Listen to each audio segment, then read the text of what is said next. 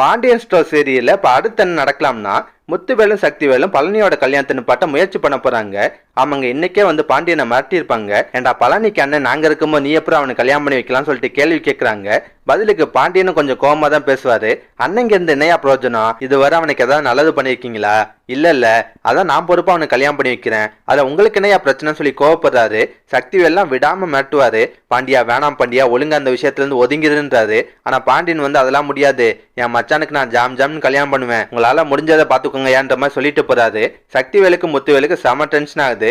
சக்திவேலாம் சொல்றாரு, ஆனா விடக்கூடாதுன்னு, இந்த கல்யாணத்தை எப்படியா நிப்பாட்டி ஆகணும்ன்றாரு. சரி முத்துவேலாச்சு தடுப்பார்னு பார்த்தா அவரும் சக்திவேலை நல்லா ஏத்தி தான் விடுறாரு. ஏதாவது பண்ணி இந்த கல்யாணத்தை நிப்பாட்டுன்ற மாதிரி தான் ஏத்தி விடுவாரு. இதுக்கப்புறம் என்ன நடக்கலாம்னா, சக்திவேலும் முத்துவேலும் பழனியோட கல்யாணத்தை நிப்பாட்டுறதுக்கு பல முயற்சிகள் பண்ணுவாங்க. ஆமாங்க, சரவணனோட கல்யாணத்தில் நடந்துச்சுல, அதை விட நிறைய கலாட்டா பழனியோட கல்யாணத்தில் நடக்க வாய்ப்பு இருக்கு. என்ன நடக்குதுன்னு வெயிட் பண்ணி பார்ப்போம். இதை தவிர வேற என்ன நடக்கலாம்னா, இப்ப சக்திவேல் வந்து ஆக்கிரமிப்பு நிலத்துல கடையை கட்டியிருக்காருன்னு ஒரு பிரச்சனை வந்திருக்குல்ல, அந்த பிரச்சனையில சக்திவேல் வந்து மீனாவோட வேலைக்கு அதை ஆப்பு வைக்கிற மாதிரி செய்யலாங்க. ஆமாங்க, ஆல்ரெடி மீனா வந்து பாண்டியன் இது விஷயமா பேசியிருப்பாங்க.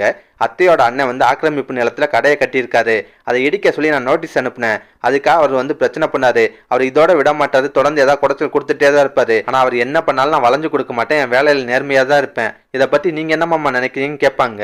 அதுக்கு பாண்டியன் வந்து, நீ பண்றது ரொம்ப சரிப்பா, என்னானாலும் உன் நேர்மையை விட்டு கொடுக்காத, அதனால என்ன பிரச்சனை வந்தாலும் பாத்துக்கலான்ற மாதிரி தான் சொல்றாரு. ஆனா கோமதிக்கெல்லாம் ஒரு பயம் இருக்கதான் செய்யுது. இதுல என்ன நடக்கலாம்னா, சக்திவேல் மீனா வழி கொண்டதுக்கு பல முயற்சி பண்ணுவாரு. ஆனா மீனா எதுக்குமே மசிய மாட்டாங்க. என் உயர் அதிகாரியில வச்சு கூட மிரட்டலாம், அப்ப கூட மீனா ஒத்துக்க மாட்டாங்க. கடைசியா சக்திவேல் என்ன பண்ணலாம்னா, மீனா லஞ்சம் வாங்குறாங்கன்ற மாதிரி பொய்யா பழிய போட்டு அவங்க வேலைக்கு ஏதாவது பிரச்சனை கொடுக்கறதுக்குலாம் வாய்ப்பு இருக்கு. என்ன நடக்குதுன்னு வெயிட் பண்ணி பார்ப்போம். இதெல்லாம் பத்தி உங்க கருத்தை மறக்காம கமெண்ட்ல சொல்லுங்க. இந்த வீடியோ பிடிச்சுன்னா ஒரு லைக் தட்டுங்க. நம்ம சேனல் ப்ரோமோ தமிழ் இதுவரை சப்ஸ்கிரைப் பண்ணலாம், ப்ளீஸ் கை சப்ஸ்கிரைப் பண்ணிக்கோங்க. நான் உடனே சீரியல் அப்டேட் கொடுத்துட்டே இருக்கேன். Bye guys.